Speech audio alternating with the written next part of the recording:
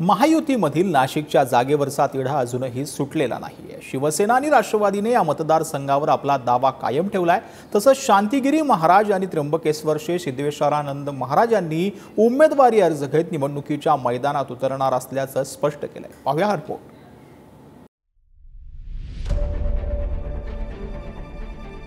चर्चा झालेली आहे, जसं प्रेरणा देईल त्याप्रमाणे काम चालू राहील। नाशिकची सीट ही शिवसेनेची आहे आणि त्या उमेदवाराची घोषणा आज संध्याकाळी किंवा उद्या दुपारपर्यंत होईल। माझ्या पक्षाने दादांनी जर आदेश दिला तर मी निवडणूक लढवायला तयार आहे।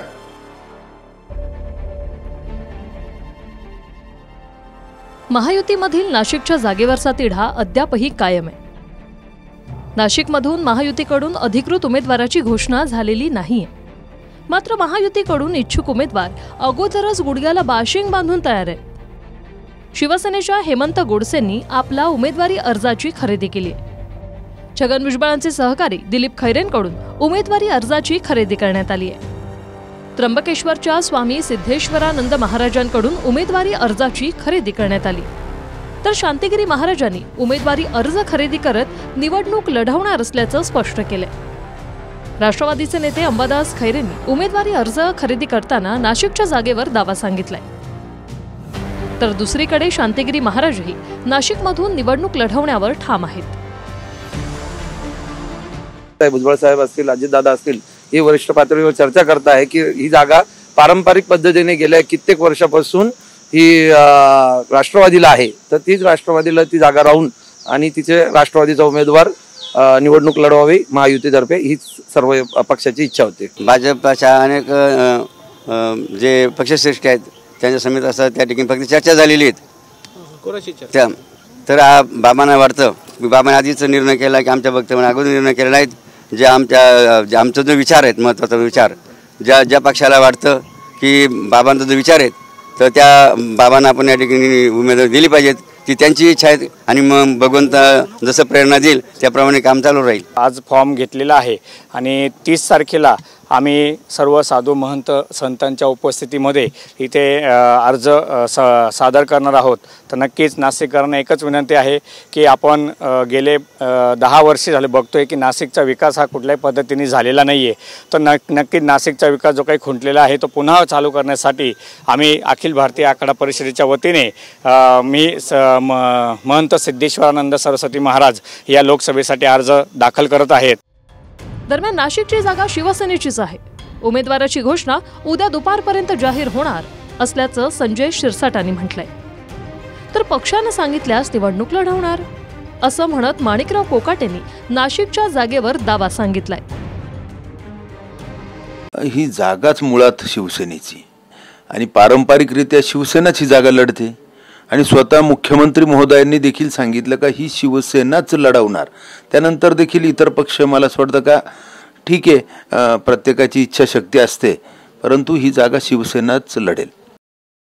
नाशिकच्या दबावाला बळी पडण्याचं कारण नाही। काल मुख्यमंत्री साहेबांनी स्पष्ट केलेलं आहे, नाशिकची सीट ही शिवसेनेची आहे आणि त्या उमेदवाराची घोषणा आज संध्याकाळी किंवा उद्या दुपारपर्यंत होईल, याबद्दल निश्चिंत आहे।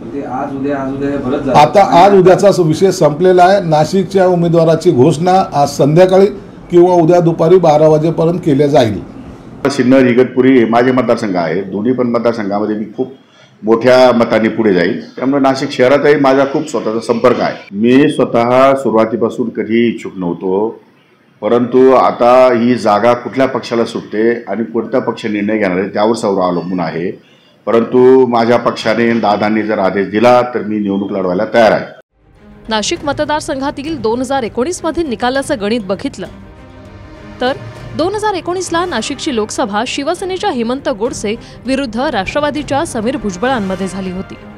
गोडसेंना 5,63,599 तर भुजबळांना 2,71,395 मतं पडली। गोडसेंनी 2,92,000 मतांनी समीर भुजबळांचा पराभव केला होता। नाशिक लोकसभेत सिन्नर, नाशिक पूर्व, नाशिक मध्य, नाशिक पश्चिम, देवळाली आणि इगतपुरी हे 6 मतदारसंघ येतात। सिन्नरमध्ये गोडसेंना 25,734चं लीड होतं। नाशिक पूर्वमध्ये गोडसेंना 76,268चं लीड होतं।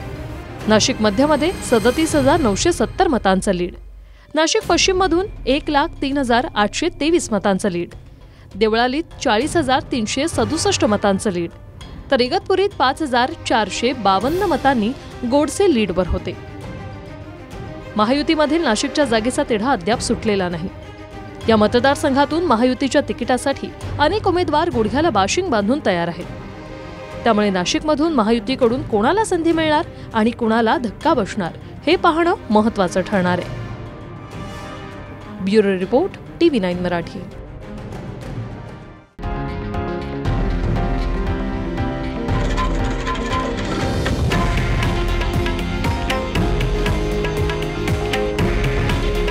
हे आहे देशातील नंबर 1 न्यूज नेटवर्क आणि आपण पाहत आहात TV9 मराठी. काळजी तुमची, हित महाराष्ट्राचं.